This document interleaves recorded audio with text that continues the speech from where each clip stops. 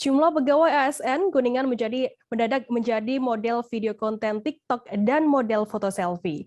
Hal itu ternyata bagian dari kegiatan lomba dalam serangkaian peringatan HUT Korpri Kuningan ke-50.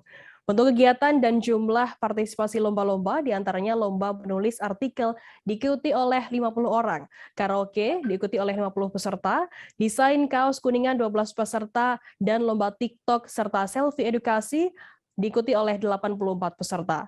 Informasi lebih lengkapnya akan disampaikan oleh rekan jurnalis kami dari Tribun Cirebon.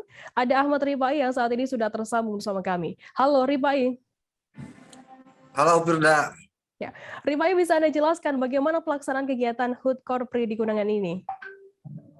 Baik, dapat saya jelaskan untuk pelaksanaan kegiatan hari ulang tahun Korpri Kabupaten Kuningan cukup meriah dan memberikan edukasi terhadap lingkungan masyarakat sekitar.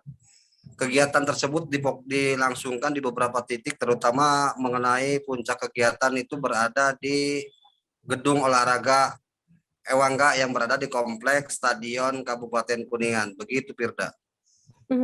Kemudian alasan mengapa dilibatkan pelaku UMKM juga dan mengenalkan kopi di sana, apa alasannya? Untuk para UKM dalam mengikuti kegiatan HUT Korpri Kabupaten Kuningan, memang tidak sedikit menjajakan ataupun mempopulerkan produk-produk UMKM, terlebih mengenai komoditas kopi sendiri. Karena Kabupaten Kuningan ini dikenal sebagai industri kopi ataupun memiliki lahan pertanian yang dominan terhadap kopi dari dua jenis, Robusta dan Arabica. Begitu, Firda. Ripai, kabarnya ada lomba-lomba yang melibatkan pegawai pemerintahan Kuningan di sana. Bagaimana pelaksanaannya? Mengenai pelaksanaan perlombaan yang menjadi serangkaian kegiatan HUT Korpri di Kabupaten Kuningan, itu diantaranya seperti pembuatan konten ataupun foto selfie edukasi yang melibatkan sejumlah pegawai pemerintah Kabupaten Kuningan, juga melangsungkan perlombaan karaoke dengan lagu daerah ataupun ciptaan Bupati Kuningan sendiri, yaitu dengan judul lagu Kuningan Maju. Begitu, Firda. Baik, Tribuners, jurnalis kami tadi juga sudah menghimpun keterangan dari Deki, pemilik Galeri Kopi, dan Bupati Kuningan Haji Aceh Purnama. Berikut liputannya untuk Anda. Makanya saya kemarin dalam sambutan ini menganjurkan semua aparatur menggunakan produk UMKM. Apabila perlu kacang, beli kacang UMKM. Apabila perlu minuman, minum UMKM.